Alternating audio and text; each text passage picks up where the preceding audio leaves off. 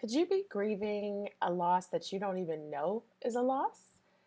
Did you know that there are over 40 kinds of losses that can cause grief?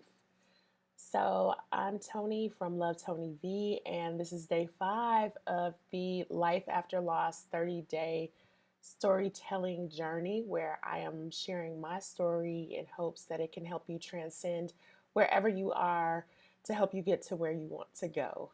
And today I wanted to talk about what is loss. So, I think that we need to be able to name something in order to reframe something.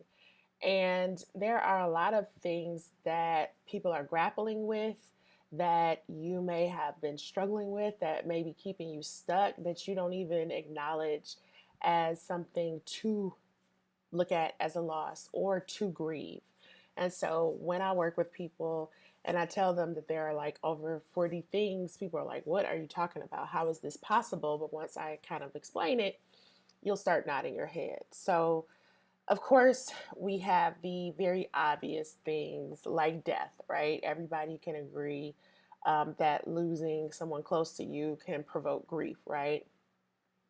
Um, and again, kind of the death of various people in your life, again, obviously causes grief. But one nuance to this is that all death of loved ones or people close to you is not actually the same level of impact. So when you think about losing someone, a parent, a grandparent, a great aunt, uncle, someone who has come to the end of a very long and full life and they pass away peacefully in their sleep, that is a different experience of death and grief than if it's someone who is a young person who dies unexpectedly from gun violence or from cancer, or if it's a pregnancy loss, so miscarriages, stillbirths, losses where the baby wasn't actually alive in this realm, losses that people might not even know about. So, those are things that, again, they're all loss of a close loved one, but they can have different impacts to you mentally, psychologically, emotionally. So, death is absolutely one that's obvious, but again, the way that the death occurs can truly affect the impact that it has to you. There's other losses and stressors. So, divorce is one. Um, when people are in a marital union, that for all intents and purposes is your family. And even though the marriage itself is ending, it still is a cause for grief at the end of something that you had hoped would be successful. Nobody gets married to get divorced, by and large. So, divorce is one of those. And then when we think about the death of an ex, right? That's a loss that the Grief Recovery Institute calls loss of a less than loved one, right? Because you do have an impact. You were close to this person for years. There's going to be feelings around that, whether you all, again, haven't spoken or don't have contact, whether things were acrimonious, it doesn't matter. It's still an impact in just processing, again, this connection that has been severed so completely. So that's a loss that people don't necessarily know that has attendant grief or they are allowed to grieve. Separation. It's not permanent, but it definitely is a grief that you all are not getting along well enough to maintain living in the same household. That is definitely something that can cause grief. There's other things like imprisonment, personal injury or illness, losing your capacity, your capability, your functions. That's a huge personal loss. Of course, job loss, changes in health of family members. So I have a episode or actually a video that I did a live, and I'll probably do either something with this series or for my podcast that I do on grief, where I talk about anticipatory grief that comes with the aging process of our parents and our loved ones. So watching them in the end of their life and watching some of their capabilities decline and what that looks like and how you have to reconcile that. That definitely can prompt grieving and what's again called anticipatory grief, where you are anticipating the end of this person's life and watching that happen. That's a lot to process, a lot to um, have impact you that we don't necessarily think about or talk about. Changes in your financial state. So as I'm recording this, the US economy is in turmoil. There is a lot of fear. There have been sudden and devastating losses to jobs. People who work for the government have lost their jobs unexpectedly and suddenly. That used to be the most stable form of employment. People would direct, youth to get a job with the government, like you'll have a job forever. That's no longer the case. So, based on changes to the administration, changes to policy, we are seeing people lose jobs suddenly. I, in my actual business that I run, um, outside of my spiritual work that I'm doing right now, I work with small businesses, diverse businesses around securing contracts. And a number of my clients have seen their contracts get pulled overnight. So hundreds of thousands, millions of dollars that they were counting for, they had staffed up for, they are working towards, actively in process on these projects. The plug has been pulled overnight. That is huge loss. So absolutely, financial losses. Children leaving home, like that is the loss of, kind of what you had experienced as a family unit, and your young person is leaving the nest. That's a good thing, but what does that mean for you? What does that do for you and your role as a parent? Are you feeling as needed anymore? If you, again, were in a relationship where you all were staying together for the children, now that the children are gone, what does that look like? So these are things that, again, you might not necessarily think of as loss worthy or causing grief. Um, Other changes, so moving, of course, that is like one of the top stressors. But again, if you're someplace you don't want to go, if one of your spouse or you get an opportunity that you can't say no to, but it's not necessarily what you wanted, even if it is a good opportunity, you're leaving behind the life that you had before. Those are things that can prompt the sense of loss and grief. Um, all kinds of things. The Grief Recovery Institute, again, actually adds a few other things. So, loss of trust, loss of approval, loss of safety, and loss of control of my body. So, again, those are things that are very impactful when you talk about, again, loss of control of your body, whether that's through health, whether that's through um, violence, assault. All of these things, again, cause loss. These are traumatic events and they prompt grief.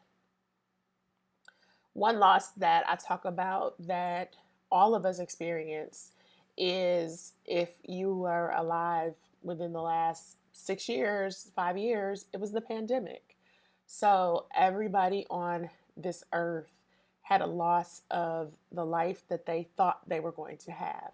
You thought that your days were going to allow you to go outside. And then we lived through a time where you could not go outside. That was a huge loss. It was the loss of this has never happened before. Now we can all say, yes, we have lived through a pandemic, not an epidemic, not an outbreak, but an actual global pandemic. And the losses, even if you didn't lose somebody close to you, the numbers, just seeing the graphs and the infographics and the numbers of the death toll and hearing the heartbreaking, harrowing stories, that was a collective trauma to all of us that we experienced. And I definitely don't think that we have addressed that or gotten help or healing for that.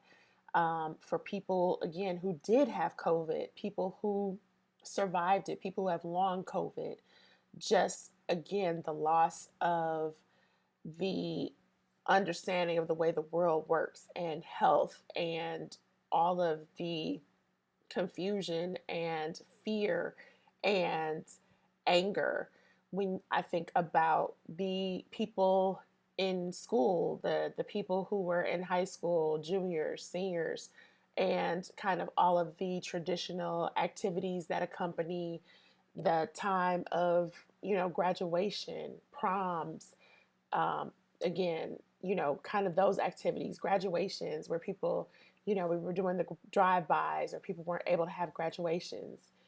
Even with the deaths that we had, not being able to have funerals, people being in the hospital and not being able to hold your loved one's hands and having to talk to them through plexiglass. I can go on and on and on. But again, we all lived through a collective trauma and we emerged from it without really addressing it by and large. It was like, okay, we can go back outside and people are not, kind of succumbing to this as rapidly as they were. But there is so much lasting scars that we have that we just did not address. And all of this, again, are things that you may be carrying around and not even be conscious of it.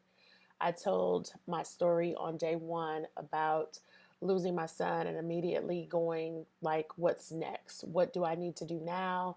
Not even really processing it as a traumatic incident in my life. Yes, it was devastating, but beyond immediate the immediate impact of the loss itself and the logistics of managing that, it was like, okay, that part is done, and now I'm moving on with my life. The same if you lose a loved one, there's the funeral process or the memorial process. Okay, that's done, and now I'm moving on with my life. But just because that immediate part has been wrapped up does not mean that you have addressed the lingering effects of this trauma. And it's not that this is devastating or it's debilitating, but it's something that you have to first, like I said, you have to name it in order to reframe it. And what happens when you stuff these things down and you don't actually address and heal them is that they tend to pop up and rear their ugly heads in various ways, as you move throughout life without acknowledging and processing what's happened. When you just kind of stuff things to the back of your mind, when you kind of just ignore things, when you move forward without processing, without talking about it, without journaling, without really kind of um, completing what they call the task of grief. So there are activities and things that you need to do to reconcile this very visceral before and after. There was before this event, there was before this circumstance, and then there's an after. And if you don't acknowledge the bridge between those two, again, it can really, um, kind of throw you for a loop later on. I know because it happened to me, it's happened to people that I've seen. And this is why I'm doing this. This is why I'm sitting in front of you, because I want to help bring this to the surface so that if you know that you are stuck, or if you have a sense that I never really got over this, I just moved on to the next thing. I don't want to think about it. I didn't want to unpack it. When it comes up, it bubbles up in my mind. I just kind of push it back. I turn up the music a little bit louder. I call somebody. I smoke something. I just don't want to deal with it. I feel that this holds us back from living our fullest life, because we are walking around with kind of like a festering sore that's up under a band-aid, and we just keep changing the band-aid, but it's still infected. And like I said, if you just leave it be, it spreads and it just really holds you back.